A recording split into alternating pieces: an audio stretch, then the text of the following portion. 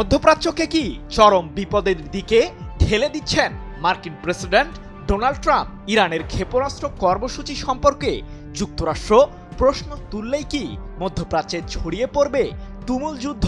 কারণ তুরস্কের পররাষ্ট্রমন্ত্রী হাকান ফিদান জানিয়েছেন, পারমাণবিক কার্যক্রমের বিষয়টি ছাড়া ইরান সম্পর্কিত অন্য কোনো ইস্যুতে দেশটিকে যুক্তরাষ্ট্র চাপ প্রয়োগ করলেই আরেকটি যুদ্ধ লেগে যেতে পারে।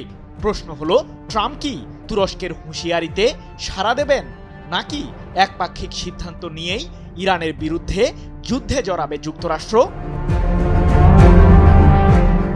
পারমাণবিক কর্মসূচির পাশাপাশি ইরানকে ঘিরে যুক্তরাষ্ট্রের জন্য এখন অন্যতম ভয়ের কারণ হয়ে দাঁড়িয়েছে আয়াতুল্লাহ আলী খামেনির দেশটির ক্ষেপণাস্ত্র কার্যক্রম।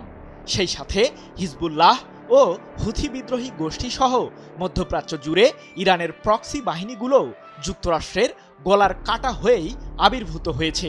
মূলত অঞ্চলটিতে মার্কিন প্রশাসনের প্রভাব বলয়কে চ্যালেঞ্জ জানাতেই ইরান গড়ে তুলেছে প্রতিরক্ষার এক শক্তিশালী ঢাল, আর এটিকেই ভেঙে ফেলার পায়তারা করছেন ট্রাম্প। কিন্তু তাতে কি সফল হবেন মার্কিন শাসক?